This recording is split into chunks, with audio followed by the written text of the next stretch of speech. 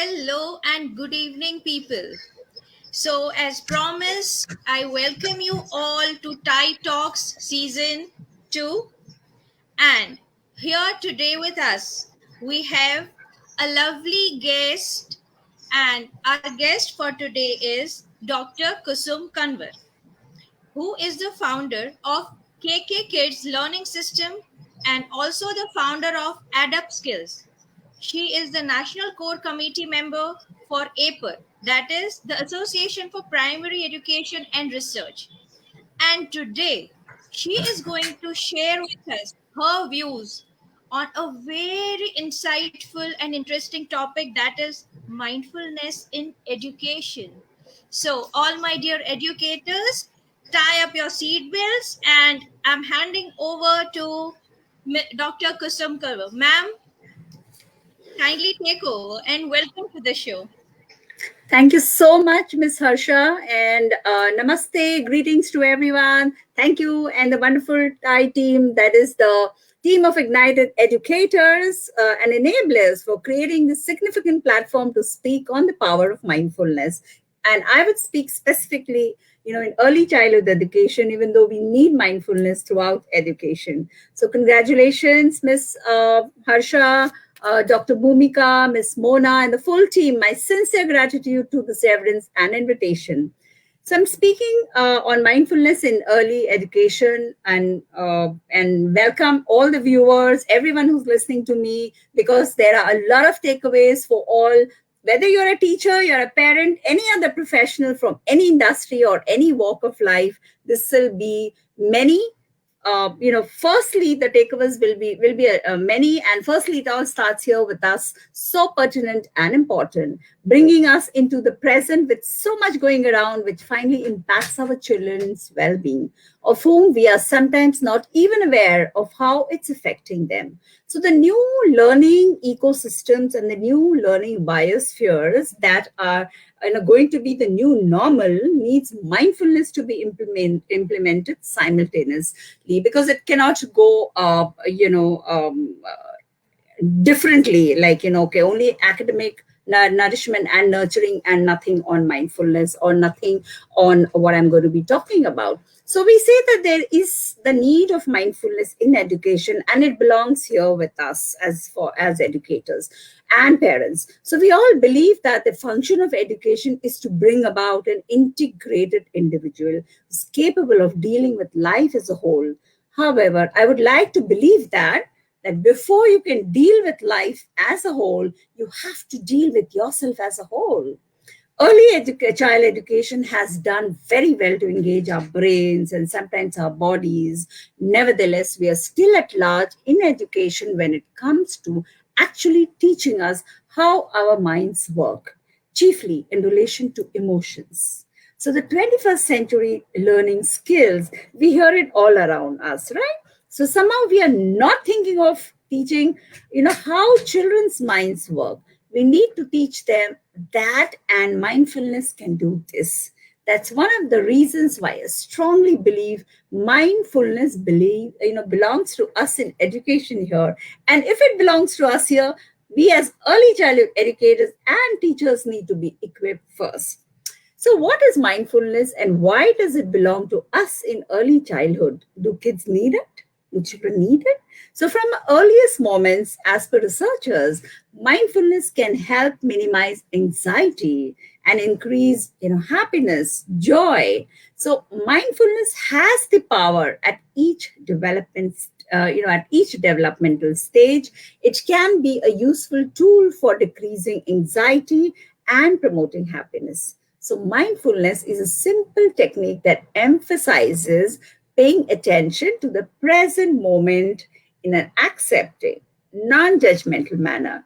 So how many of you are doing this at this present moment as well? Being in the moment and not thinking of anything else when I'm speaking, right? So mindfulness has emerged. That's why we need to be here. So need to absorb what is happening here. Not that we are here, and because mind is like that, it just wanders. So that happens for children as well. So, mindfulness has emerged as a popular mainstream practice recently, which is being taught to executives at corporations, athletes in the locker rooms. It's about time it is increasingly taught in early years, both at home and in school, as early childhood experiences are carried through to adulthood for all of us, as we all know. So, why we need mindfulness in early, childhood? As adversity comes at us from the moment we are born. Infants get hungry and tired. Toddlers grapple with language and self control. And as children develop through adolescence to become teenagers, life grows ever more complicated. Developing relationships, navigating school, and exercising independence. There's a very paraphernalia of growing up naturally creates stressful situations for every child. So, habits formed, as we all know, early in life form behaviors that lead to actual actions in whatever actions we do in adulthood. And with mindfulness, we have the opportunity to give our children the habit of being peaceful, of being kind and accepting. So, for children, mindfulness can offer relief from whatever difficulties they might be encountering in life. Said by Anaka, an author who teaches mindfulness to children. It also gives them the beauty of being in the present moment. As adults, too, we are either living in the past or thinking of the future, and children embody this from us. So, part of the reason why mindfulness is so powerful and effective for children can be explained by the way the brain develops and is constantly developing throughout our lives. So the connections in the prefrontal circuits are created at the fastest rate during early years, and being mindful promotes skills that are controlled in the prefrontal cortex, right? Like focus and cognitive control, which therefore have a particular impact on the development of skills including self-regulation, judgment, and endurance during childhood. So that's the power of mindfulness. Now, mindfulness isn't something that needs to be outsourced. Right, for parents and caregivers, the best way to teach a child to be mindful is to embody, right? For the parent or the adult, represent the practice ourselves. So, for all of us as early childhood practitioners, we need to embody it. How do we do this? So, practicing mindfulness isn't an enrichment program. It's not another long line of extracurricular activities to choose from. And we know early experiences and learning have a supreme effect on children in later years. They need to be able to not only cope with the challenges of the world, but hopefully to make positive changes themselves. And any positive change we make out there, it begins in the early years here with us. So for these children, learning to calm and control themselves, to manage their behavior and emotions, to be ready for new learning environments and the changing biosphere, these aren't extras, these are super essential. So let's do a mindful yeah, we can do a mindful activity on how adults in our life respond to us, right? Or responded to us. Now, just for a moment, imagine that you're a 4-year old. So imagine you're a 4-year old and you're on the ground and you're building a tower and you're really proud of this tower that you're building. Now, the next minute, he comes running along and kicks over your tower. You are fuming. You feel these feelings bubbling inside you. You feel hurt and panicked and you're frustrated and you're helpless. And just in that moment, an adult comes in close and gets down and says, "Sweetie, what happened? What happened, dear?" And you see in those eyes compassion. You feel, their calmness, and then all those feelings come bubbling out. Feelings of frustration, of anger, of helplessness of the moment. And then this adult says, "Yes, tell me all about it." Yes. Ah, yes. Tell me. Nonetheless, the adult doesn't try to fix it for you, right? Doesn't say that you don't worry. You can build another one, and it's okay. And you don't cry for these little things. So the adult just lets you feel all that you are feeling, and then they open their arms and you snuggle in, and they ask you to take another deep breath, and then you feel better. And then you get back to rebuilding your tower again. Profound? Yes. Remember, it was for you as that 4 year old. And perhaps at a time when you felt angry or sad or scared, or you didn't understand what was going on. Now, let's take it further. How did the adults in your life respond to you generally? You can journal it. Now, for most of us who are, fortunate, the adults in our life would have given us lots of space to express how you feel, to listen to those worries and pains, and not trying to fix what was going on, right? However, perhaps for the many who could have had the opposite experience, we would have been told, stop being stupid. You don't need to cry. Grow up. You don't cry for such small things. And if you cry more, I'll put you in that room or go and stand in that corner. Or it's okay. It happens. Sometimes you might have been sent to your room or to that corner, as a punishment because you were angry and showed frustration and outrage possible. You might have even been hit for making a mistake. So why am I mentioning children and the feelings? Because your early experiences in childhood are carried to adulthood, positive and negative.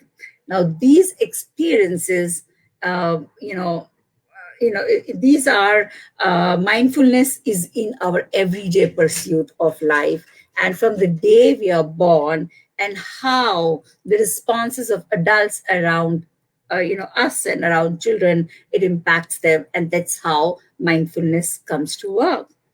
So is it hard to practice mindfulness in early years? I would say it's as easy as a bear hibernating. So imagine you are a bear hibernating for the winters. So when bears hibernate, they take long, slow, deep breaths and in and out through the nose. So try this. Take a long breath in through your nose, let it all out. Take another long breath in through your nose and let it all the way out.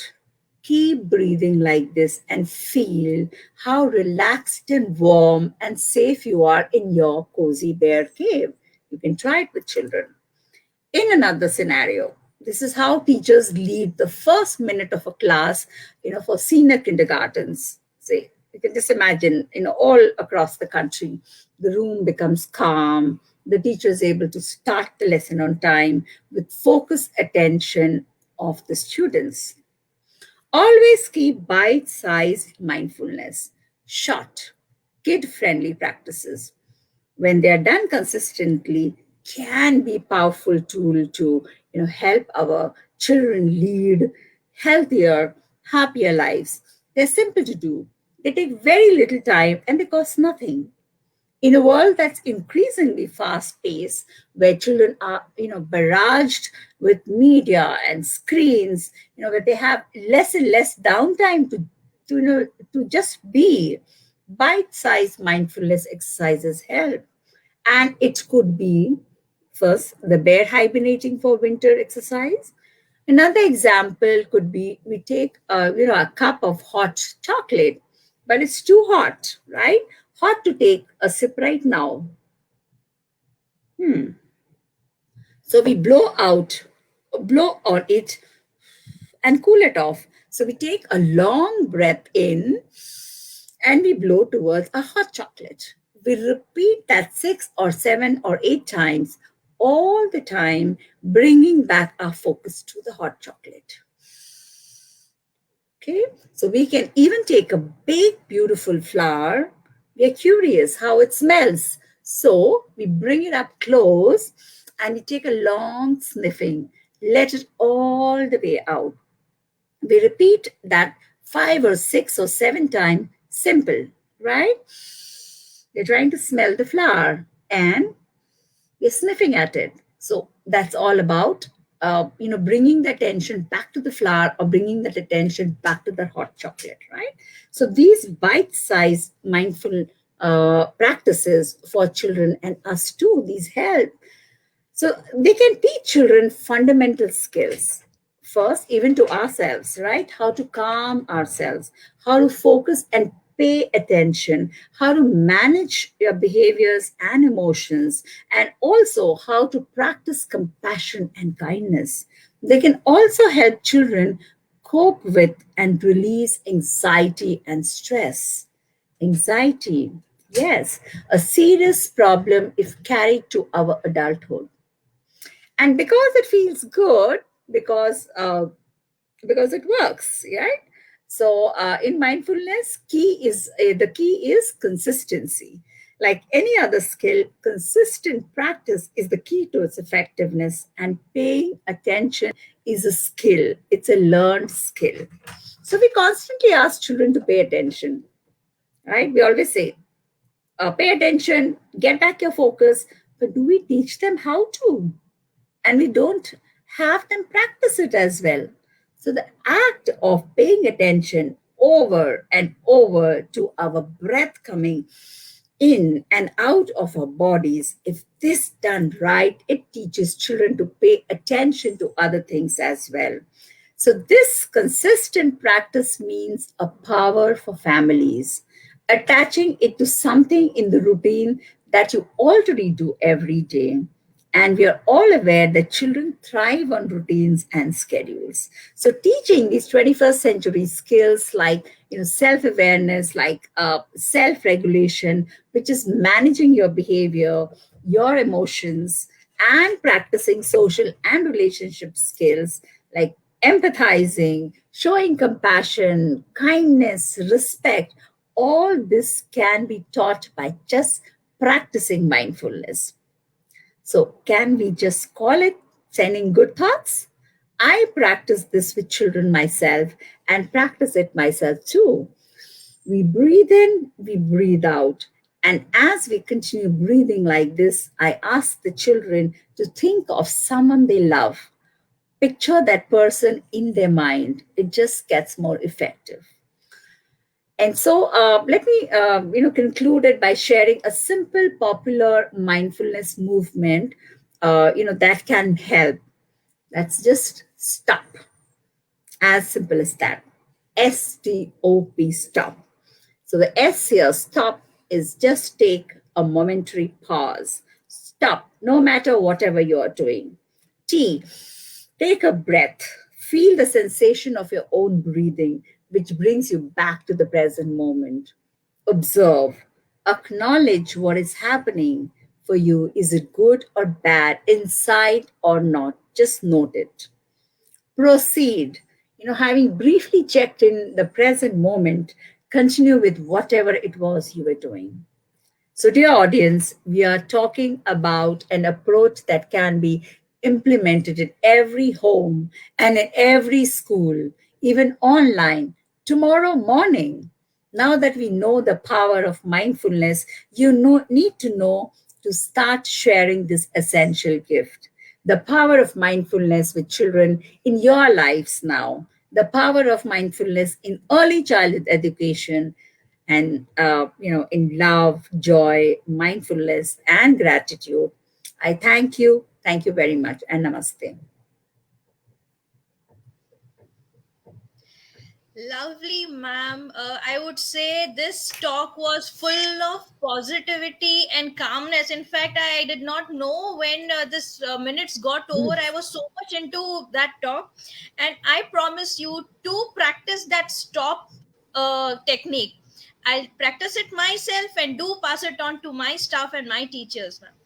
So, all in all, we talked about mindfulness. How does it connect to education? and mindfulness as a tool that helps us being in present, which is much more needed in these tough times. How it gives children relief from anxiety and negative behaviors, and Yes. how negative emotions of the early years reflect in adulthood, and so we Yeah. as educators need to practice mindfulness and to pass it on to our students, our kids. And especially early years matters, my dear teachers and educators. So with the promise to practice mindfulness and to pass it on, I thank you, ma'am, for being with us on Thank this you. show, and with a promise for of being with all of you next Tuesday. Here is Mona Bhatt signing off, and thank you once again, ma'am. Thank you. Anytime for mindfulness. Thank you, ma'am.